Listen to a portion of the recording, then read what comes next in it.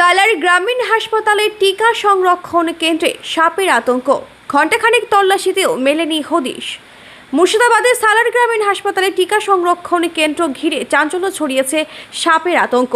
হাসপাতালের কয়েকজন স্বাস্থ্যকর্মী ওই ঘরের ভেতর একটি সাপ দেখতে পাওয়ায় দাবি করেন। এরপরই হাসপাতাল চত্বরে আতঙ্কের পরিবেশ তৈরি হয়। খবর পেয়ে সালার গ্রামীণ হাসপাতালের বিএমওএইচ ডক্টর ইন্দ্রনাথ মণ্ডল বিষয়টি বন দফতরকে জানান। বন দফতরের একটি উদ্ধারকারী দল দ্রুত ঘটনাস্থলে পৌঁছে প্রায় 1 ঘন্টা ধরে তল্লাশি চালায়, তবে শেষ পর্যন্ত সাপটির খোঁজ মেলেনি।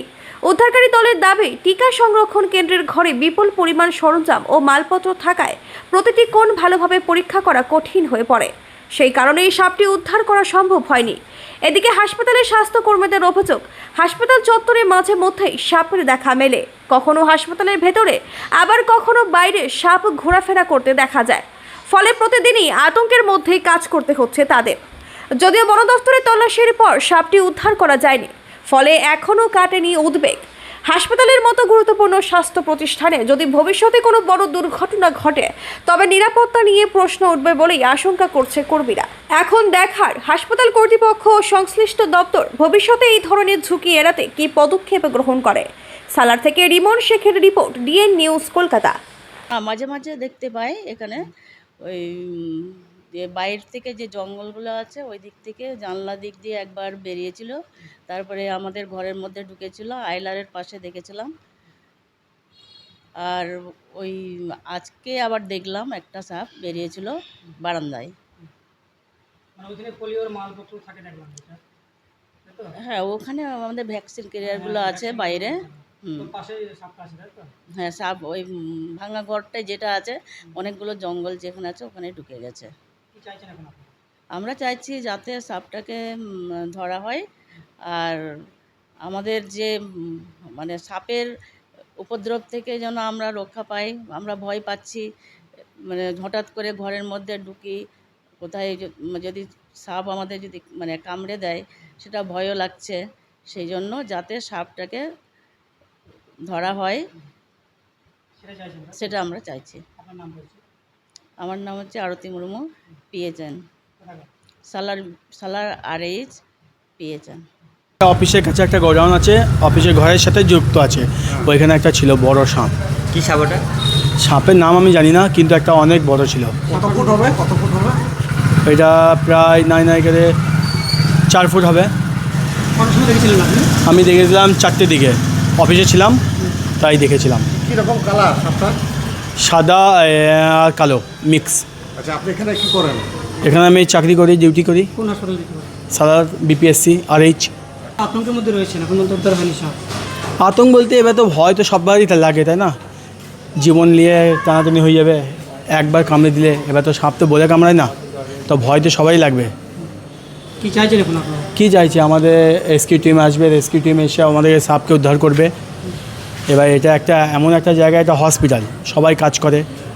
কে কাকে কখন নার্সকে দিয়ে দেবে, ডাক্তারকে কামড়ে দেবে, কাকে কখন কামড়ে দেবে কে জানে।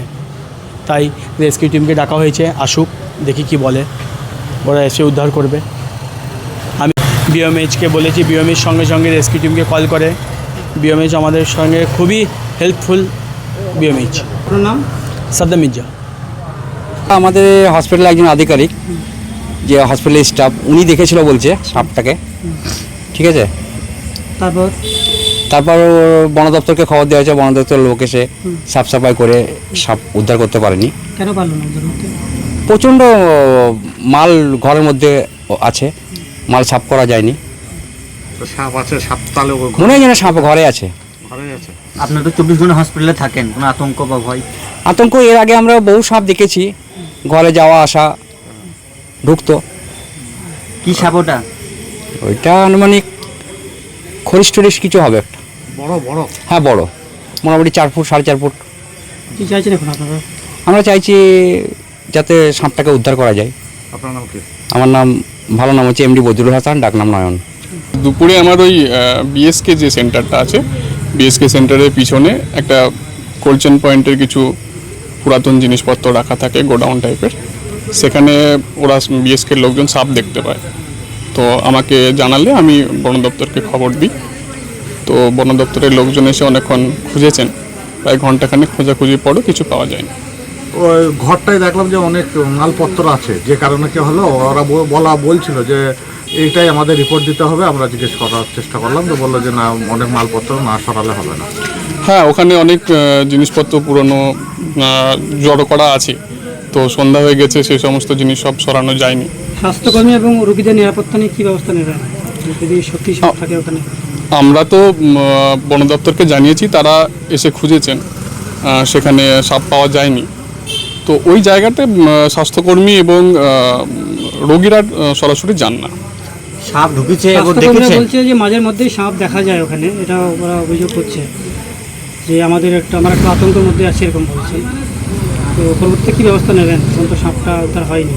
হ্যাঁ, আমার জঙ্গল পরিষ্কারের কাজ চলছে, সেটা সারা বছর ধরেই চলে। বর্ষাকালে জঙ্গলটা একটু বাড়ছে, সেটাকে পরিষ্কার করা হচ্ছে। তাছাড়া যেগুলো ড্রেন নিচু এলাকা, সেগুলোতে সাপ মাঝে মধ্যে দেখা যায়, বন দপ্তরকে জানিয়েছি। সাপ তো উদ্ধার হলো না, ওখানে সাপ তো রয়েই আছে। সাপ থাকলে হয়তো খুঁজে পেতেন, বা হয়তো লুকিয়ে আছে। এবার ঘরের মধ্যে জিনিসগুলো কি করবেন তাহলে? এগুলো কি সরানোর ব্যবস্থা করবেন? ঘরের জিনিসগুলো যেগুলো আছে সেগুলো সরকারি পদ্ধতি মেনে সরানোর ব্যবস্থা করা হবে। পরবর্তীতে ব্যবস্থা নেবেন, তাই তো? হ্যাঁ, সরকারি পদ্ধতি মেনে। আগামীকালকে পরিবেশ আবার মেনে। আবার মানে সাপের এই মালগুলো সরিয়ে আবার সাপ খোঁজার ব্যবস্থা হবে? বন দপ্তর কর্মীরা বললেন যে এখানে হয়তো পাওয়া যাবে না ওইভাবে। এবার সরকারি পদ্ধতি মেনে জিনিসগুলো সরাতেও সময় লাগবে। কিন্তু তো আজকে দেখেছে আপনাদের স্টাফই। হ্যাঁ, আমাদের স্টাফ দেখতে পেয়েছে, আমাকে জানাতে আমি তো বন দপ্তরকে জানিয়েছি। এবারে জায়গাটা পরিষ্কার না করলে হয়তো খুঁজে পাওয়া সম্ভব নয়, বা ওখান থেকে একদম পরিষ্কার জায়গায় আসবে নাও, সেটাও বললেন বন দপ্তরের কর্মীরা।